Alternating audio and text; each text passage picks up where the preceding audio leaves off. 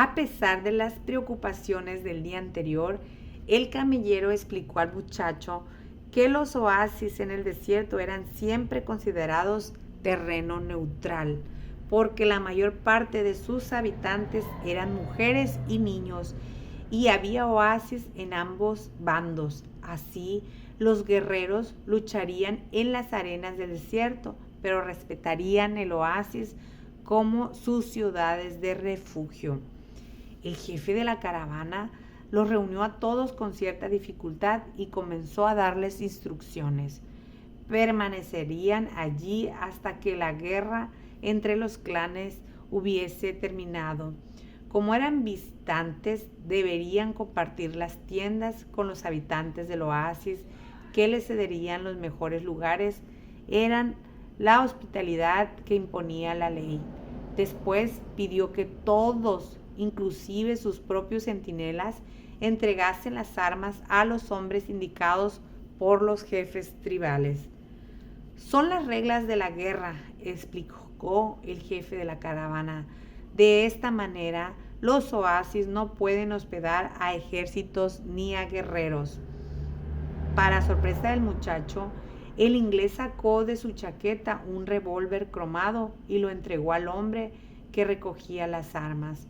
¿Para qué quieres un revólver?, preguntó. Para aprender a confiar en los hombres, repuso el inglés. Estaba contento por haber llegado al final de la búsqueda. El muchacho, en cambio, pensaba en su tesoro. Cuanto más se acercaba a su sueño, más difíciles se tornaban las cosas. Ya no funcionaba aquello que el viejo rey había llamado suerte de principiante.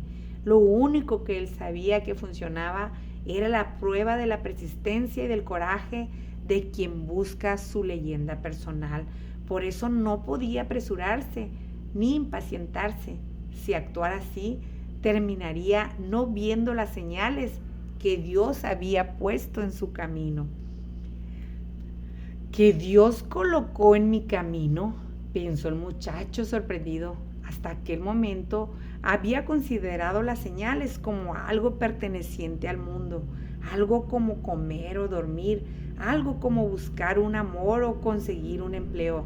Nunca antes había pensado que este era el lenguaje de Dios, el mismo que estaba usando para mostrarle lo que debía hacer. No te impacientes, se repitió para sí. Dijo el camellero: come a la hora de comer y camina a la hora de caminar. Mindfulness, atención plena. El primer día todos durmieron de cansancio, inclusive el inglés. El muchacho estaba instalado lejos de él, en una tienda con otros 5 jóvenes de la edad similar a la suya. Eran gente del desierto y querían saber la historia de las grandes ciudades. El muchacho les habló de su vida de pastor e iba a empezar a relatarles la experiencia en la tienda de cristales cuando se presentó el inglés. Te he buscado toda la mañana, dijo mientras se lo llevaba afuera. Necesito que me ayudes a descubrir dónde vive el alquimista.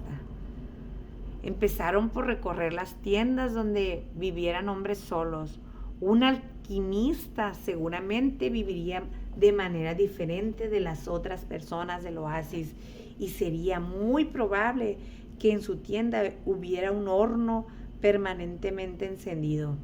Caminaron bastante hasta que se quedaron convencidos de que el oasis era mucho mayor de lo que podían imaginar y que albergaba centenares de tiendas. Hemos perdido casi todo el día, dijo el inglés mientras se sentaba junto al chico cerca de uno de los pozos del oasis. Será mejor que preguntemos, dijo el muchacho.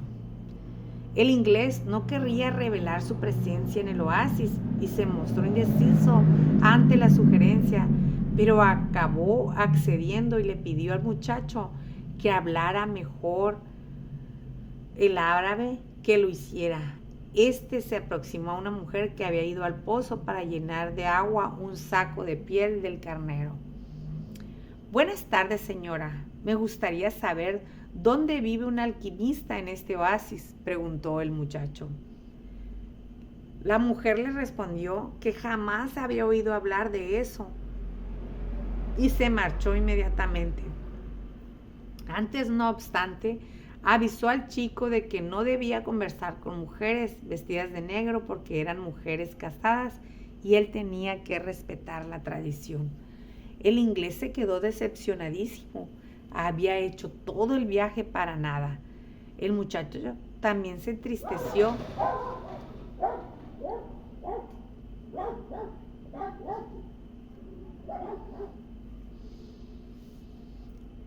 Su compañero también estaba buscando su leyenda personal y cuando alguien hace esto, todo el universo conspira para que la persona consiga lo que desea. Lo había dicho el viejo rey y no podía estar equivocado. Yo nunca había oído hablar antes de alquimistas, dijo el chico. Si no, intentaría ayudarte. De repente, los ojos del inglés brillaron. De eso se trata. Quizá aquí nadie sepa lo que es un alquimista. Pregunta por el hombre que cura las enfermedades en la aldea. Varias mujeres vestidas de negro fueron a buscar agua al pozo, pero el muchacho no se dirigió a ninguna de ellas, por más que el inglés le insistió, hasta que por fin se acercó un hombre. ¿Conoce a alguien que cure las enfermedades aquí?, preguntó el chico. Alá cura todas las enfermedades, dijo el hombre, visiblemente espantado por los extranjeros. ¿Vosotros estáis buscando brujos? Y después de recitar algunos versículos del Corán, siguió su camino. Otro hombre se aproximó, era más viejo y traía solo un pequeño cubo. El muchacho repitió la misma pregunta. ¿Por qué mi amigo viajó muchos meses para encontrarlo?, repuso el chico. Si este hombre existe en el oasis, debe de ser muy poderoso, dijo el viejo después de meditar unos instantes. Ni los jefes tribales consiguen verlo cuando lo necesitan, solo cuando él lo decide. Esperad a que termine la guerra y entonces partid con la caravana. No queráis entrar la vida del oasis, concluyó alejándose. Pero el inglés quedó exultante. Estaban en la pista correcta. Finalmente apareció una moza que no iba vestida de negro. Traía un cántaro en el hombro y la cabeza cubierta con un velo, pero tenía el rostro cubierto. El muchacho se aproximó para preguntarle sobre el alquimista. Entonces fue como si el tiempo se parase y el alma del mundo surgiese con toda su fuerza ante él. Cuando vio sus ojos negros, sus labios indecisos entre la sonrisa y el silencio, entendió la parte más importante y más sabia del lenguaje que todo el mundo hablaba y que todas las personas de la tierra eran capaces de entender en sus corazones. Y esto se llamaba amor. Algo más antiguo que los hombres y que el propio desierto, y que sin embargo resurgía siempre con la misma fuerza donde quiera que dos pares de ojos se cruzaran como se cruzaron los de ellos delante del pozo. Los labios finamente decidieron ofrecer una sonrisa y aquello era una señal, la señal que él esperó sin saberlo durante tanto tiempo en su vida, que había buscado en las ovejas y en los libros, en los cristales y en el silencio del desierto. Allí estaba el puro lenguaje del mundo, sin explicaciones, porque el universo no necesitaba explicaciones para continuar su camino en el espacio sin fin. Todo lo que el muchacho entendía en aquel momento era que estaba delante de la mujer de su vida y sin ninguna necesidad de palabras, ella debía saberlo también. Estaba más seguro de esto que de cualquier cosa en el mundo, aunque sus padres y los padres de sus padres dijeran que era necesario salir, simpatizar, prometerse, conocer bien a la persona y tener dinero antes de casarse. Los que decían esto quizá jamás hubiesen conocido el lenguaje universal, porque cuando nos sumergimos en él es fácil entender que siempre existe en el mundo una persona que espera a otra, ya sea en medio del desierto o en medio de una gran ciudad. Y cuando estas personas se cruzan y sus ojos se encuentran, todo el pasado y todo el futuro pierde su importancia por completo. Y solo existe aquel momento y aquella certeza increíble de que todas las cosas bajo el sol fueron escritas por la misma mano, la mano que despierta el amor y que hizo un alma gemela para cada persona que trabaja, descansa y busca tesoros bajo el sol. Porque sin esto no habría ningún sentido para los sueños de la raza humana. Maktub, pensó el muchacho. El inglés se levantó de donde estaba sentado y sacudió al chico. Vamos, pregúnteselo a ella. Él se aproximó a la joven. Ella volvió a sonreír. Él sonrió también. ¿Cómo te llamas?, preguntó. Me llamo Fátima, dijo la joven mirando al suelo. En la tierra de donde yo vengo, algunas mujeres se llaman así. Es el nombre de la hija del profeta, explicó Fátima. Los guerreros lo llevaron allí. La delicada moza hablaba de los guerreros con orgullo, como a su lado el inglés insistía.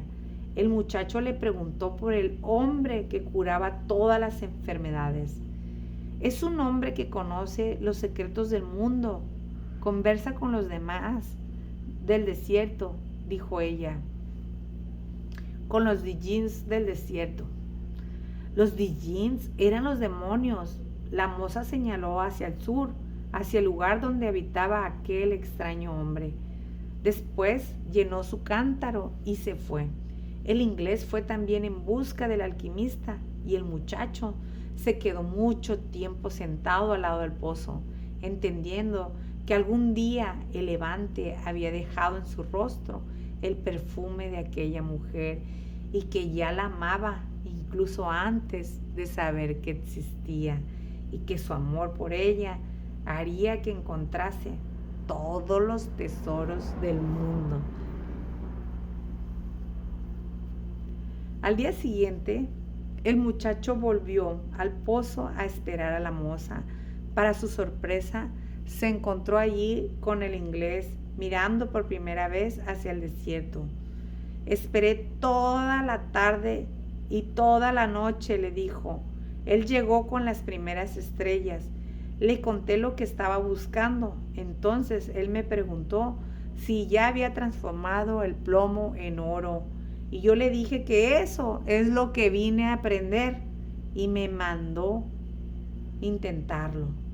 Todo lo que me dijo fue: ve e inténtalo. El chico guardó silencio. El inglés había viajado tanto para oír lo que ya sabía. Entonces se acordó de que él había dado 6 ovejas al viejo rey por la misma razón.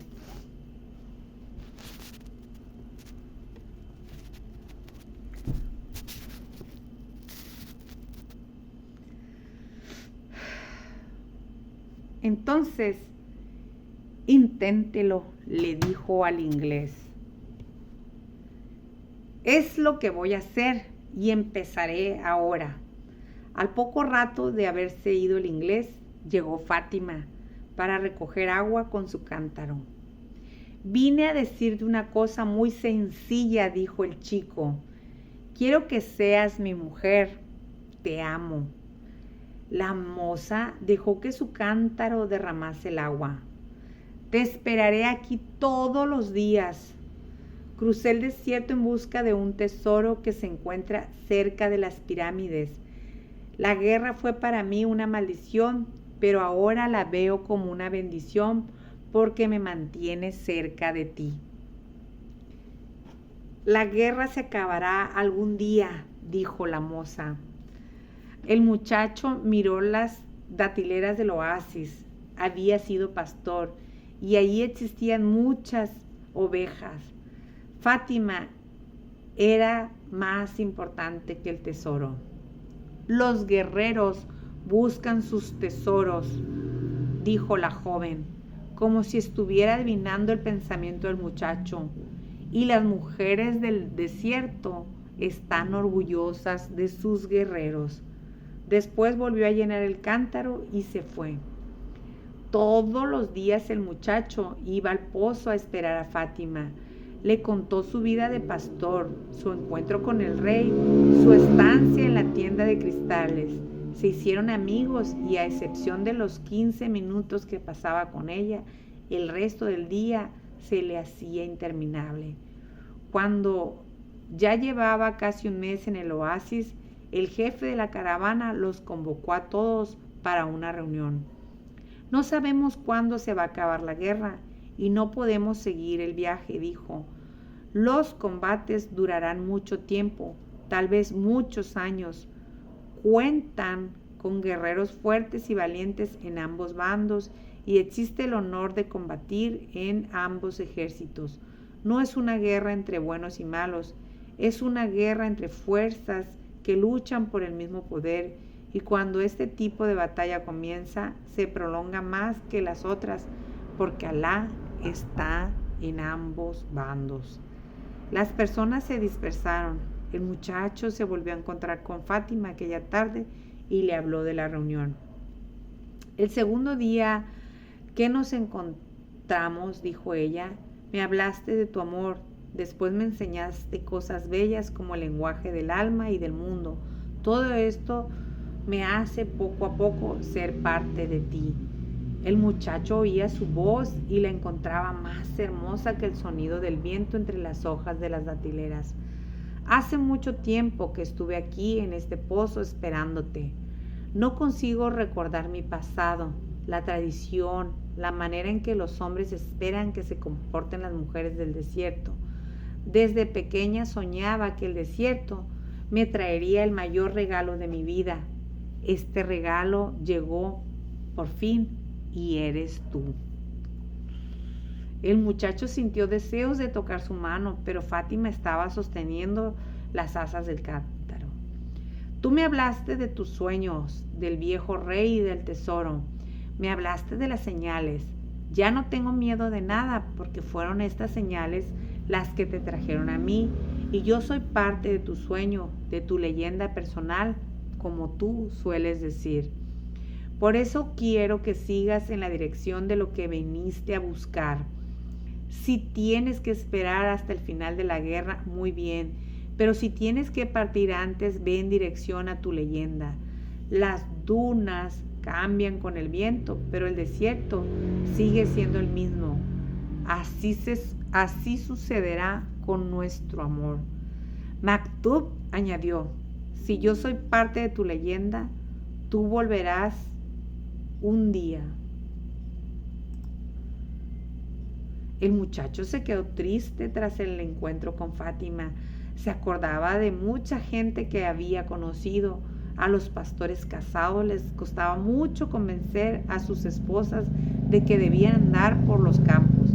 El amor exigía estar juntos a la persona amada.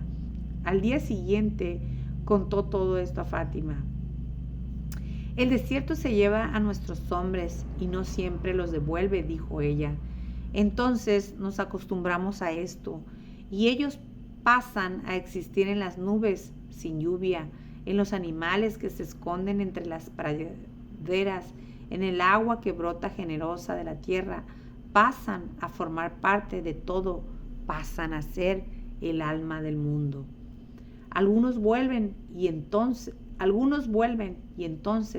todas las mujeres se alegran porque los hombres que ellas esperan también pueden volver algún día. Antes yo miraba a esas mujeres y envidiaba su felicidad.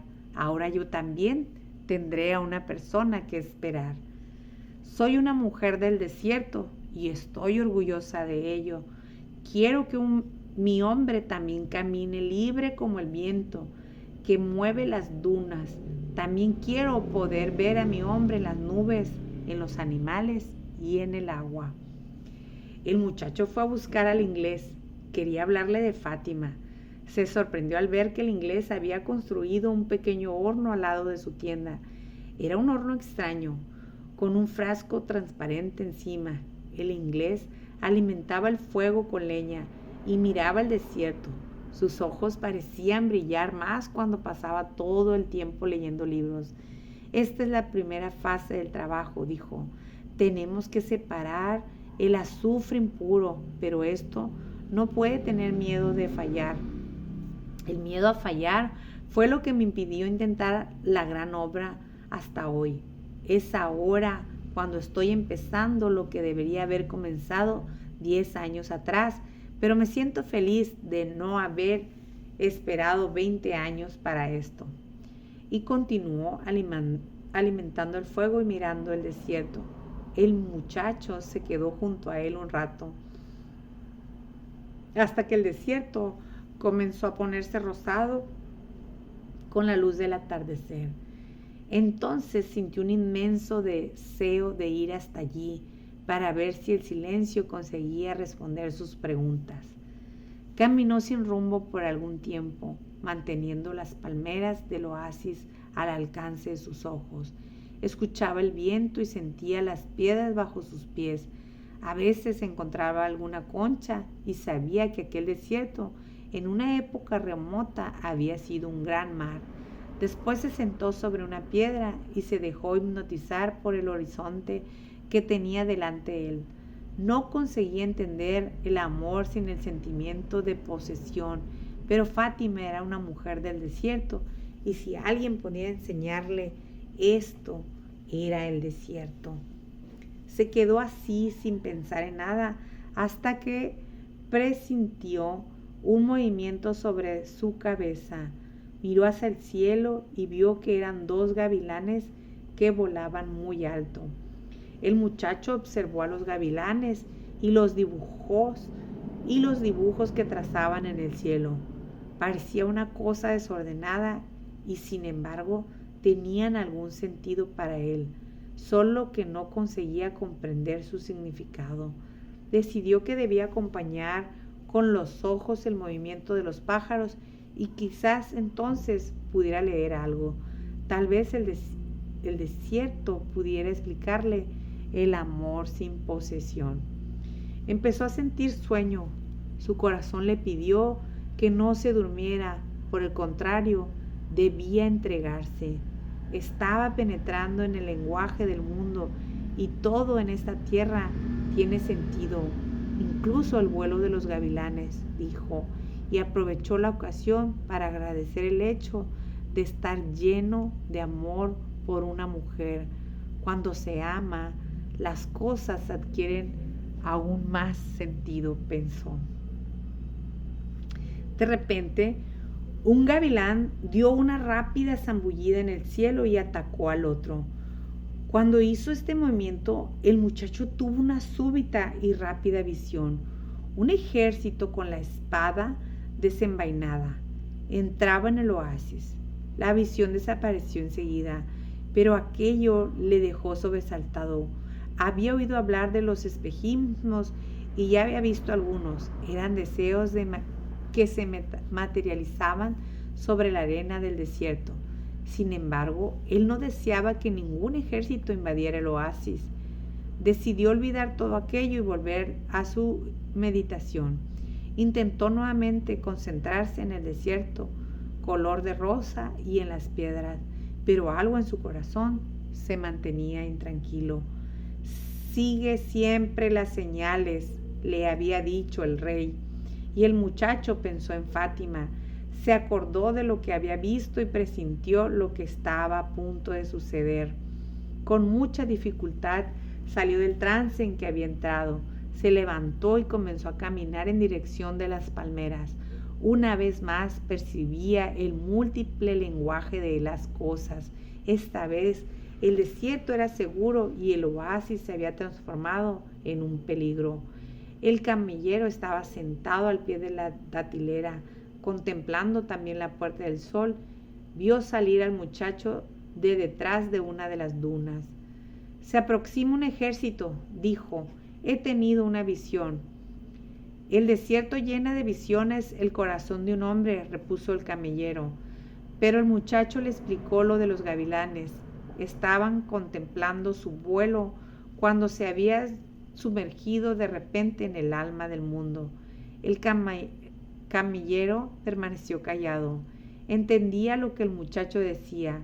Sabía que cualquier cosa en la faz de la tierra puede contar la historia de todas las cosas. Si abriese un libro en cualquier página o mirase las manos de las personas o las cartas de las barajas o el vuelo de los pájaros o afuera lo que fuese, cualquier persona encontraría alguna conexión de sentido con alguna situación que estaba viviendo. Pero en verdad no eran las cosas las que mostraban nada, eran las personas que al mirarlas descubrían la manera de penetrar en el alma del mundo. El desierto estaba lleno de hombres que se ganaban la vida porque podían penetrar con facilidad en el alma del mundo. Se le conocía con el nombre de adivinos y eran muy temidos por las mujeres y los ancianos. Los guerreros raramente los consultaban porque era imposible entrar en una batalla sabiendo cuándo se va a morir. Los guerreros preferían el sabor de la lucha y la emoción de lo desconocido. El futuro había sido escrito por Alá y cualquier cosa que hubiese escrito era siempre para el bien del hombre. Entonces los guerreros apenas vivían el presente porque el presente estaba lleno de sorpresas y ellos tenían que vigilar muchas cosas. ¿Dónde estaba la espada del enemigo? ¿Dónde estaba su caballo? ¿Cuál era el próximo golpe que debían lanzar para salvar la vida? El camellero no era un guerrero y ya había consultado a algunos adivinos. Muchos le habían dicho cosas acertadas, otros cosas equivocadas, hasta que uno de ellos, el más viejo y el más temido, le preguntó por qué estaba tan interesado en saber su futuro. «Para poder hacer las cosas», repuso el camellero, «y cambiar lo que no me gusta que suceda». «Entonces dejará de ser tu futuro», replicó el adivino. «Entonces tal vez quiero conocer el futuro para prepararme para las cosas que vendrán. Si son cosas buenas, cuando lleguen serán unas agradables sorpresas», dijo el adivino, «y si son malas, empezarás a sufrir mucho antes de que sucedan». «Quiero conocer el futuro porque soy un hombre», dijo el camellero al adivino, «y los hombres viven en función de su futuro». El adivino guardó silencio unos instantes. Él era especialista en el juego de varillas que se arrojaban al suelo y se interpretaban según la manera en que caían. Aquel día él no lanzó las varillas, sino que las envolvió en un pañuelo y las volvió a colocar en el bolsillo. «Me gano la vida adivinando el futuro de las personas», dijo. «Conozco la ciencia de las varillas y sé cómo utilizarlas para penetrar en este espacio donde todo está escrito. Allí puedo leer el pasado, descubrir lo que ya fue olvidado y entender las señales del presente. Cuando las personas me consultan, yo no estoy leyendo el futuro, estoy adivinando el futuro, porque el futuro pertenece a Dios y Él solo lo revela en circunstancias extraordinarias. ¿Y cómo consigo adivinar el futuro? Por las señales del presente. Es en el presente donde está el secreto. Si prestas atención al presente, podrás mejorarlo. Y si mejoras tu presente, lo que sucederá después también será mejor. Olvida el futuro y vive cada día de tu vida en las enseñanzas de la ley y en la confianza de que Dios cuida de sus hijos. Cada día trae en sí la eternidad».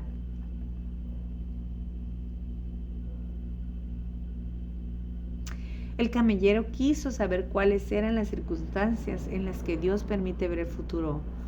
Cuando Él mismo lo muestra, y Dios muestra el futuro raramente, y por una única razón, es un futuro que fue escrito para ser cambiado.